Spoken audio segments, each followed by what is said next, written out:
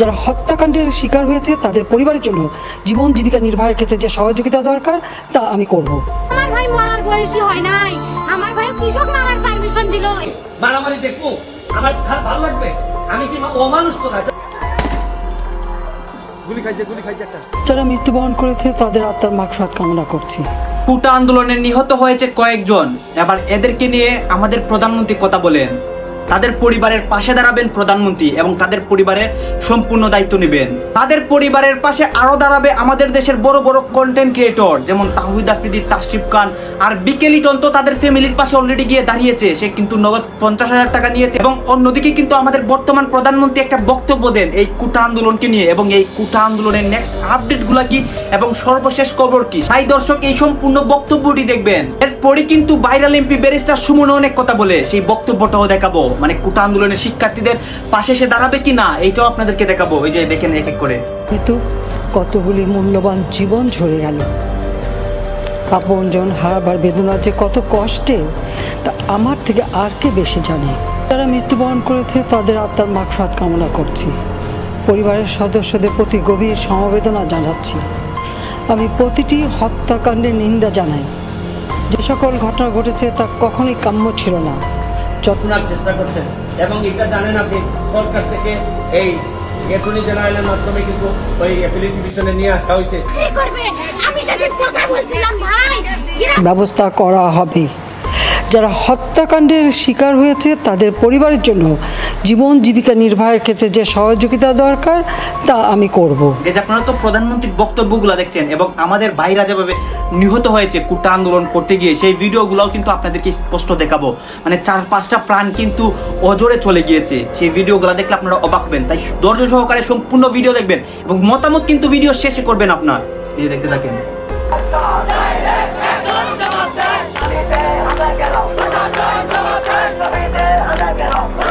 একটি অরাজক পরিস্থিতির দিকে ঠেলে দিল তা তদন্ত করে বের করা হবে।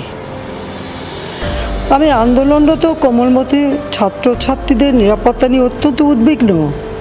এই সন্ত্রাসীরা যে কোনো সময় সংঘাতের পরিবেশ তৈরি করে তাদের ক্ষতি সাধন করতে পারে। তাই শিক্ষার্থীদের পিতা মাতা, অভিভাবক এবং শিক্ষকদের প্রতি আমার আবেদন, তারা যেন তাদের সন্তানদের নিরাপত্তার বিষয়ে সজাগ থাকেন।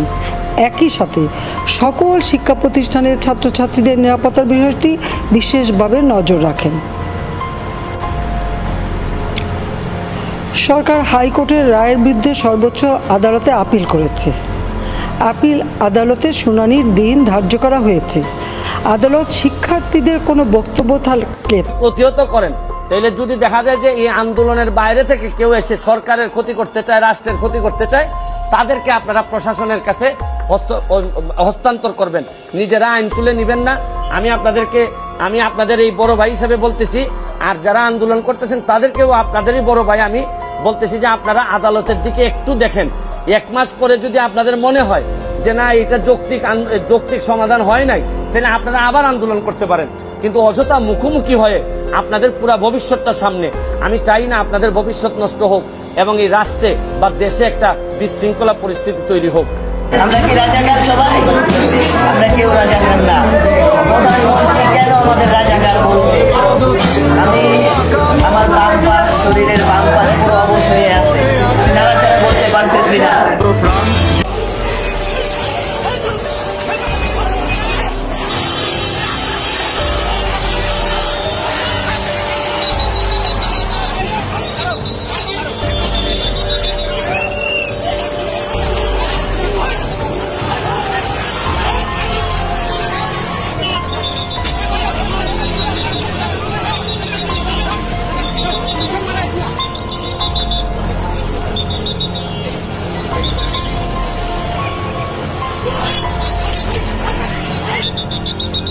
রাস্তায় আন্দোলনে নেমে দুষ্কৃতিকারীদের সংঘাতের সুযোগ করে দেবেন না।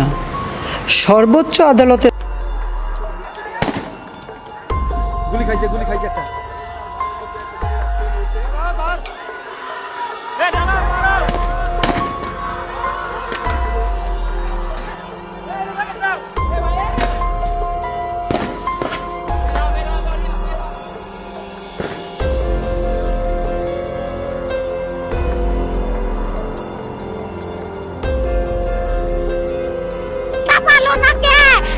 নিষ্ঠুরে মারলো, তার হাতটাকে কামলো না।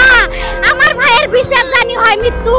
কোন নিষ্ঠুরে মারলো, বাড়িটা দেখেন ভাই, নিজের লেখাপড়া নিজেই করতে ভাই। মৃত্যুর বিচার চাই, যেই নিষ্ঠুর, যেই শয়তান, যেই নিবখারাম আমার ভাইয়ের উপর দিয়ে গুলি চালাচ্ছে, তাকে আমার সামনে আনুক, তার সামনে বলে আমি বডি দিয়ে ওইভাবে ছুঁড়ে মারবো। আমার এটা আত্মা শান্তি পাবি, আমার বাপের আত্মা শান্তি পাবি। আমি মৃত্যুর বিচার চাই। আমার কথা হচ্ছে যে সংঘর্ষের মধ্য দিয়ে, সন্ত্রাসের মধ্য দিয়ে এগুলাতে কোনো সমাধান আসবে না, বরং আমরা আরো পিছাই যাবো। আমরা সামনের দিকে আগাচ্ছি। বঙ্গবন্ধু সোনার বাংলা বানানোর জন্য আমাদের সবাইকে একটু ধৈর্য করতে হবে। আমি শুধু 1 মাসের সময় অপেক্ষা করার জন্য। আমি তো বলছি না যে আপনারা আন্দোলন একেবারে বন্ধ করবেন, আমি বলছি যে এই 1 মাস মেশিন দিয়ে ওপেন ফায়ার করতেছে রোডের মধ্যে। সাধারণ শিক্ষার্থীরা হাতে নিচ্ছে, কেন হাতে নিচ্ছে? কেন নিব আমরা? আমাদের এখন বই কলম হাতে নেওয়ার সময়, আমরা কেন? তারা পরীক্ষা না দিয়ে আজকে এগুলো হাতে নিয়ে রাখছে, কেন নিবে? তারা কি সন্ত্রাসী? তাদের বাবা মা কি সন্ত্রাস বানাচ্ছে তাদেরকে? কিন্তু ওরা সন্ত্রাস। সরকার কি করে, পুলিশ কি করে ভাই বলেন? পুলিশ শুধু দেখতেছে, পুলিশ আর কিচ্ছু করতেছে না। ওরা আমাদেরকে আক্রমণ করতেছে, আমরা ওদেরকে আক্রমণ করতেছি। এটা কি খেলা? এটা কি খেলা পাইছেন? কোটা নিয়ে আন্দোলন করতেছি, আমরা আন্দোলন করতেছি। আমরা শিক্ষার্থীরা চাকরি না পেলে আমরা চাকরি পাবো না। ওরা তো ঠিকই পদের বড় পদ পাইয়াছে, ওরা তো পদ পাবে, আমাদের জন্য তো কোনো পদ নাই। আমরা তো বেকার, এখানে শত বেকার পড়ে আছে চাকরির জন্য, চাকরি পায় না। স্টুডেন্ট ভবিষ্যৎ প্রজন্ম যারা প্রস্তুত আছে, ওরা কি করবে? ওরা কিসের আশায় এই দেশে থাকবে? ওরা তো এই দেশে থাকবে না, ওরা তো দেশের বাইরে চলে যাবে। আমার 70% ফ্রেন্ডরা হাই স্কুলের দেশের বাইরে চলে যেতেছে। কেন? দেশে থাকলে বলে দেশে থাকবে, কেন বিদেশ চলে যা? বলেন এর অধিকার কি? ছাত্রলীগ তারা দেশীয় বিভিন্ন অস্ত্র নিয়ে তারা এখানে হামলা করছে বারবার। এখানে খুবই স্বাভাবিকভাবে সাধারণ শিক্ষার্থীরা সায়েন্স ল্যাবে তাদের যে কোটা আন্দোলন, কোটা অধিকার সংস্কারের দাবিতে এখানে আন্দোলন করছিলেন, কিন্তু হঠাৎ করে পুরো সায়েন্স ল্যাব এরিয়া একটু শান্তি করে বসো, একটু বসো, একটু তোমরা একটু বসো, শোনো, একটু কথা শোনো। তোমাদের যতক্ষণ কারো কর্মসূচি নেওয়া আছে, তোমরা স্লোগান দাও, তোমাদের স্মারকলিপি দাও, একটু দয়া করে রাস্তাটা চালু রাখো। এই জন্য আপনারা তো দেখলেন যে প্রধানমন্ত্রী কি বলতেছেন। তিনি কিন্তু কোটা আন্দোলনকে নিয়ে অনেক কথা বলেন এবং তিনি কিন্তু সাধারণ শিক্ষার্থীদের এইটা আশ্বাস দেন যে এইটার একটা বিহিত করবেন তিনি, এবং এইটা কিন্তু উচ্চ আদালতে গেলে একটা রায় হবে। দর্শক শ্রোতা, তিনি আরো বলেন যে যারা মারা গিয়েছে তাদের ফ্যামিলির পাশে তিনি দাঁড়াবেন, এবং এর সাথে সাথে কিন্তু আরো দেখিয়েছি যে অনেক কন্টেন্ট ক্রিয়েটর কিন্তু তাদের ফ্যামিলির পাশে দাঁড়াবে, এবং তাদের ফ্যামিলির কান্নার হাহাকারও কিন্তু আপনাদেরকে দেখিয়েছি। দর্শক শ্রোতা, এইগুলা দেখে আপনাদের কাছে কেমন লাগতেছে প্লিজ ভিডিওর কমেন্ট বক্সে লিখে যাবেন, এবং আপনাদের কাছে আমার একটা রিকোয়েস্ট থাকবে, আমার চ্যানেলটি অবশ্যই সাবস্ক্রাইব করবেন। ধন্যবাদ।